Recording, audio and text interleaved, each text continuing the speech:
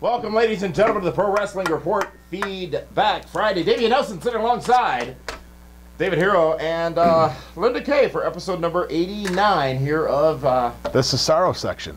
Yes, and the Swiss, so to speak. Let me be clear, Linda. The only reason you're here at this table is because of the tensions that were mounting on that side of the aisle on primetime yesterday. So I wasn't mounting any tension. I did what was right for the people, and I selected the most neutral combatant that we could find on short notice. You, huh? Yes. And keep in mind, you short notice. Keep in mind, I am still I'm short. Deeply concerned, irritated, and bothered by your frivolous spending at your little Screwfest event you went to with him in Jamaica. That was like what, 4 months ago? That was not a Screwfest, Damian. Then why are there still medical bills coming in if it was 4 months ago? Well, there's refills. I would have hoped that you both got enough refills when you were there.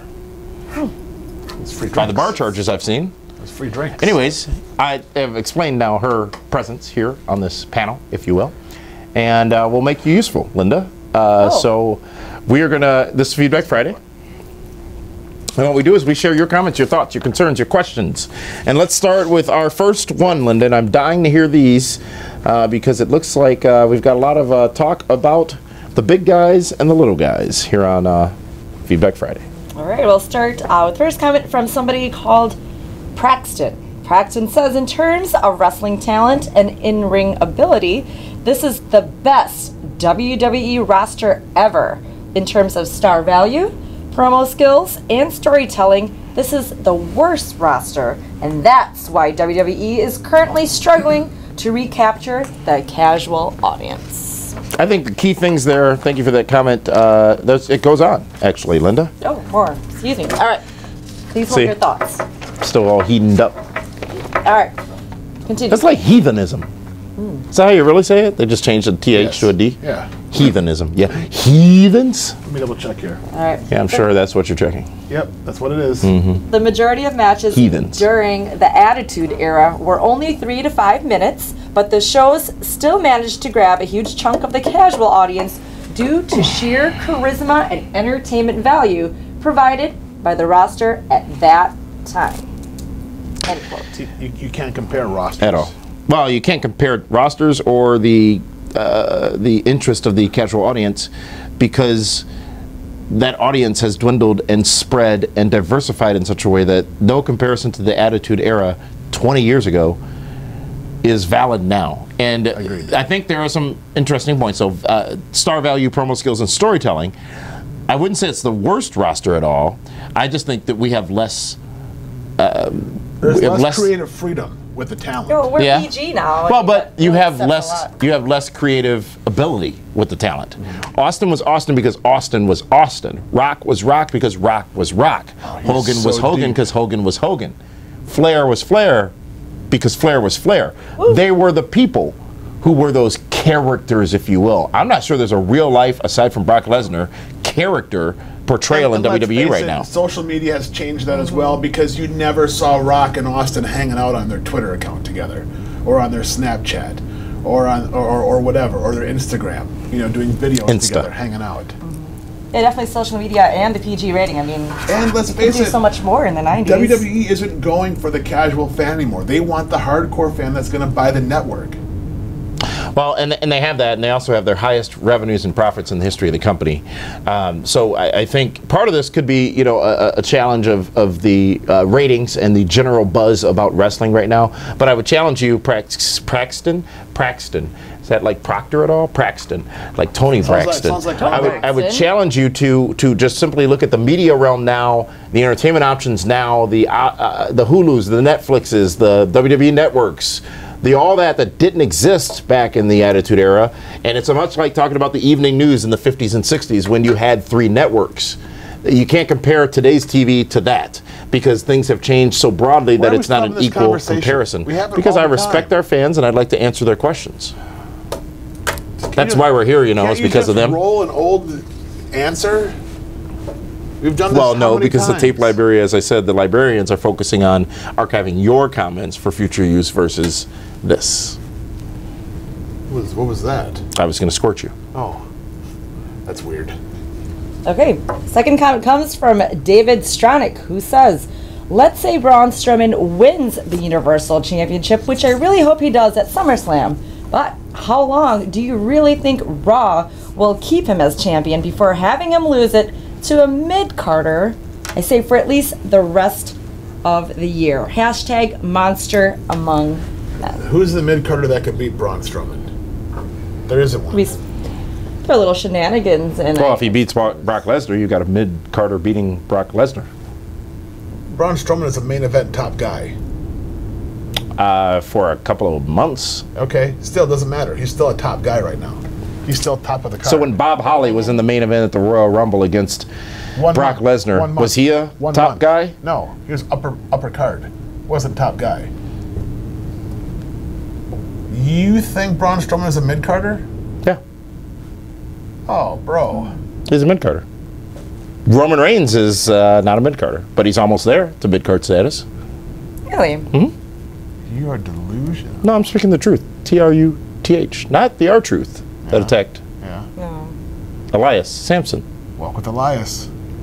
You watch. He's going to be something. I learned my lesson from Koresh. That was a pretty wacko comment, man.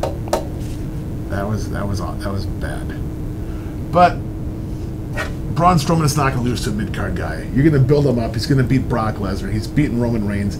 Jason Jordan's not going to beat him. The Miz is not going to beat him. No mid-card guy is going to put Braun Strowman's shoulders down for a 3 count to become a Universal Champion. That title means too much. Look who it's been on in the last year. Kevin Owens, Bill Goldberg, Brock Lesnar. Could have left the first one out for that comparative. But Not knocking Owens, but I mean, he's not in that category. Right, but he had a great run with it. He did. You know? Just saying. Well, Balor was first Universal Champion. No, the Demon was. Prove your worth. The Demon was. He hates Finn Balor. No, Well, I don't. He wishes he had Finn Balor's He abs. was a demon. Was he? Why would I want to be 160 pounds? I think it was 164. Okay. That's 40 pounds less than the cruiserweight. Well, that was an alleged 164 pounds. No. There was no proof to back it up. 45. I don't dislike Finn Balor. He just hasn't done anything yet. He hasn't. Well, we'll see what they can do moving forward. But the after Demon has. SummerSlam. Yeah, the Demon has. We'll see. Demon's coming back at SummerSlam. We'll see what happens. Dude Love was never a former world champion. I made the same. Mankind was. I made this same Three Faces of Foley comparison to you weeks ago on this program, and you shot me down like a Scud missile. No, I didn't. Yes, you absolutely did. I made the same exact comparison. Oh, roll the tape. I don't believe We you. don't have that. They're busy focused on you. I absolutely did, because you were going Balor should be a cruiserweight. Balor's no good. The Demon is better than Balor. Why bring the Demon? We're not going to see the Demon. How is the Demon different from the Three Faces of Foley? Because Mick Foley was the world champion. Mick Foley, no matter who of those men accomplished it, Mick was the Foley world champion. did it. No, Mick Foley was. No. Cactus Jack was never a world champion. He was a tag champ. Dude Love was never the world champion. Mankind was. You know what? Let's just do it this way. Send Finn Balor to 205 Live. There it is. And let the Demons We are out of time. We need to take a time out. We need Demons to take a time out. We'll be back here on Feedback Friday. Collar and elbow bouts usually began as a contest of balance. The opening position or stance featured the hand and arm positioning which gave the wrestling style its name. Contestants faced one another, each placing one hand on his adversary's shoulder and gripping his adversary's forearm with his other hand. This establishes the opening box, prevents bull-like rushes or throat grabs, minimizes disadvantages in height or arm's reach, and prevents deft footwork. Here, the champion squares off with the challenger. Each holds the stance until his opponent forces or permits him to break.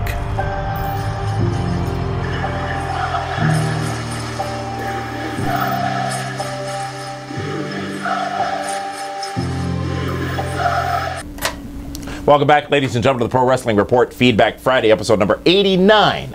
Damian Nelson sitting alongside David Hero and Linda Kay. And hope the two of you can keep it in your pants as we finish out the end of this broadcast. What kind of, why would you say that? When I sit here having to be the man, when I sit here and I am the man who paid for you two to shenanigans all over the Jamaican Islands, and I paid for it. I paid for it. You expect me to not expect you to start? The fundraiser's off then. He paid for it. We're good. Oh. Guess we don't have to do that. You know, that was the big surprise. Yeah. I walked on this set today. I walked on this set today with an open mind, open heart, open dialogue was what I hoped. And gave you, Linda, the chance here at the podium, if you will. Can we just... Didn't wear your pearl necklace, but I was hoping you would. And this is how I'm treated. You know what? The two of you, you ought to be ashamed of yourselves, because clearly you guys are the aggressors here, and you're now trying to say that I somehow or another should take blame as well in this scenario. How is it possible that when you two show up and do what you did and hedonize all over Jamaica on my dime, I am somehow or another at fault? I don't understand. Bring his Xanax in. He is so wound up. I don't do non-prescription drugs. No, I got a prescription for you. I don't do prescription drugs. drugs. When we were down there, we got prescriptions for everything. Please. Perhaps at some point, Linda will read the next email. The other blue pill. I'm just wondering. All right, thanks. All right. Back to the comments here. We've got one from Ben Gotti who says, Don't piss him off. well, after hearing Hero's comments on Brock versus Strowman being like Hogan versus Andre. Hold on. Do you remember saying that the Brock versus Strowman's like Hogan? Of course I did. Yeah. Because it's the truth. They should build this to Mania. Have Heyman low blow Lesnar as he's about to F5 Strowman, turning heel on Brock. Strowman then wins the title, putting Brock out until he returns to win the Rumble. Heyman could be a Bobby Heenan in this type of angle for Mania. Not a chance, because Heenan would take bumps. And why does Paul Heyman have to turn on Brock Lesnar? It won't happen. It's not believable. Did we ever think Paul Bearer would turn on The Undertaker? SummerSlam 96. Different time. But it happened. Okay, Bobby Heenan was a different time too. But does Paul Heyman want to go up and take an F5 or go to Suplex City? No. There's no reason for Brock Lesnar for Paul Heyman to do anything but be with Brock Lesnar. Agreed. No reason. And you're right. Paul Bearer had a reason, because he was aligning with Kane, who would be coming in later on. And that was a great story, by the way. We all remember him hitting Taker in the head with that urn at SummerSlam 96 after the Boiler Room Brawl between he and Mankind yes. at the Gund Arena in Cleveland. Uncle Paul. Gund Arena. Good question, Ben, but I don't think that there is a need for this type shenanigan to do for us Brock versus Strowman. As a matter of fact, I think I talked about that yesterday on Primetime, about them potentially building that to a WrestleMania moment. Mm-hmm. And do you want to talk about the next comment, Linda, of people calling out Hero's insane talk? Oh, my. All right, this comment comes from Raymond Mapalod, who says... Mapalod. Are you sure that that letter's silent? Look, go ahead. Who says, Nakamura is being compared to Enzo? One of the most retarded things I've heard in recent memory. End quote. His words. That's rude. He's calling Enzo special needs. No, I think retarded actually does mean smart. Mentally retarded means something different. So Nakamura comes out and does all of his dancing and all that weird gibberish, goofy stuff. Enzo does the chicken dance, and it's not similar. It's the same One's thing. an artist, you know. But they both have that goofy... The rock star. Roll to the ring. I mean, do you want your kids to be going like this all the time? I don't. It's bad enough when Cal has to mimic Enzo and does that chicken thing. David, can I ask you a serious question in addition to the one I just asked? Yes. Are you out of touch? No. Because the fans have resonated with Nakamura. The fans have resonated with Ambrose. They like his music. The fans have resonated with How many many of the a fans star. are out there going like this? The Trump thing. That's what it reminds me of. Prepared statements only. Yes. Prepared statements only. Remember. Oh, yeah. General Kelly's gonna have to have like Scooby snacks to get to him. No. Read this. I ask this. I say, are you out of touch? Because I ask myself the same question. Am I perhaps out of touch? I don't get Nakamura. He does nothing. Zilch for me. I didn't get Ambrose when everyone was madly in love with him. He did nothing. Zero zilch for me. I am willing to sit here and ponder and pontificate and think. I think those are all different things. Is it me, not you? Maybe I'm just too old school. Maybe I'm just too unable to resonate or to relate to what are the stars of today. Perhaps so.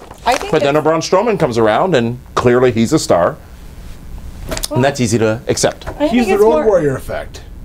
The Road Warriors were booed, and they were the heels, and the fans like, God damn, they're beating ass. Yeah. You know what I mean? Prepared words. I said God. G-A-W-D. Fine. Well, here's what I have to say about this. We want wrestlers where we can interact with. I know you said they're not out there, doing this when Nakamura comes out. Not doing that. But they, singing along. Same with Ty Dillinger, the whole 10 thing. But at least they're doing this. Daniel Bryan. Yeah, exactly. Just something to, participate with. Let's be honest. People will look like what Raymond described one of my comments as if they're all out there going like this all the time. Booker T did that on Raw this week. Yeah. They were talking about, and it but silly. in a great way about Nakamura. And See, and you're laughing because you know I'm right. Hey, I have exposed myself here. I've exposed myself here and said, perhaps I'm willing to admit, perhaps I'm a bit out of touch with today's. No, you're not. You're not. You're not out of touch at all. I'll tell you this. I recently spoke to a long-term, I'm not even going to say, I recently spoke to somebody who should know, who works in the company. And when we were talking, I asked, what am I missing about a couple of stars? And they too had the same questions about those stars. And you've had those conversations with knowledgeable people too. And I'm talking, these are current stars, not old school, bitter people like you guys like to say. And so maybe it's not us, them, maybe, people got behind Ambrose. Why? Because they felt he got cheated, because Reigns got picked. People get behind Nakamura. I still don't know why. I'm missing. There's an internet connection, yes, but I'm still missing. I'm missing the hook. Yeah, but okay, but let's look at how many NXT. These are Triple H's guys. Also, he hired them. Yeah, he wants to make them stars. I'm not knocking that. I don't mind the fact that Nakamura is being presented because obviously the fans like him. I just don't get him. What do you think about his wrestling ability? That match with I don't think his wrestling ability is any better. And it's not as great as everybody says. He's not, in my mind, from what I've seen, beyond his NXT career, he's not as great as everybody makes him out to be. It's fun to watch. SummerSlam would be better if it was Mahal against Cena and Corbin against Nakamura. That makes more sense. What do you mean fun to watch? How is Nakamura fun to watch? Theatrics in the ring. It's no. His good vibrations. That's Marky Mark, and I don't know if you need the Funky Bunch. I don't. It gets a reaction from the crowd. Do it again. I'm doing it again. Yeah, please. That was awesome. He's flailing, and it makes no sense. I don't get it. It hasn't been explained to me. It looks like a piece of tuna getting carved up for sushi. Why is this music what it is? Why are there violin players? What is the connection? I've missed the connection. That's what it is. I don't have that initial connection for why Nakamura is so great. That's what I don't have. His wrestling skills, I'll give you that. He's a good wrestler from what I've seen. Is there anything tremendously special about anything I've seen since he's been on SmackDown Live? Absolutely not. I am sorry. There just is nothing tremendously extraordinary about him. He doesn't like Japanese wrestlers. Tajiri, not Tajiri. What was his name with the writing all over him? Hakushi. No, God bless you. What was his name with the writing all over him? It was Hakushi. No. He wore the white pants. He had the shaved head. He had the writing on his face. Hakushi. Was it? Yes. It was Hakushi. Well, I guess this will be a moot point. He was one of my favorites. The Great Muta in my top 10 wrestlers of all time. So, yes, no, I don't. Yes, I do like wrestlers. I don't care where they're from. I don't care where they're from. I'm simply saying I don't believe the hype. Woo, no, I don't believe the hype. Okay. Do you think it'll ever change? What Maybe would it'll change make it Sunday at change? SummerSlam. This is going to be the biggest highlighted match I've seen him in, and perhaps it will. I think they're going to deliver a great match, by the way. Mahal, a bit underrated in his abilities inside the ring. I was surprised on SmackDown, by the way, they highlighted the fact that he gained 16 pounds of muscle since coming back to WWE with all the unfounded rumors that are out there about him, by the way. He's been tested. I'm sure, but they know that versus us speculating outside the company on it. We're going long, but one thing I want to talk about, and thank you for joining us on that journey. TakeOver is tomorrow night from Brooklyn, and the main event is Bobby Roode defending against Drew McIntyre. Your thoughts on that matchup, the marquee match for TakeOver Part 3? I think Drew McIntyre leaves the new NXT champion. Glorious! Is done. Yeah. Done? They've really been highlighting Drew a lot lately. You have to see that title change coming They're soon. going international. Glorious! What is Drew McIntyre? I mean, he's Scottish, Swiss? Yeah, he's Scottish. Linda, your thoughts? I agree. I think that they've been putting a lot of focus on Drew McIntyre for a while now. I mean, this is a great match, a great build-up. Great or glorious? Glorious. That's You my guys are shtick, obnoxious. obviously. Oh, sorry. No, you didn't find her so obnoxious when you were obnoxing her at the hedonism event.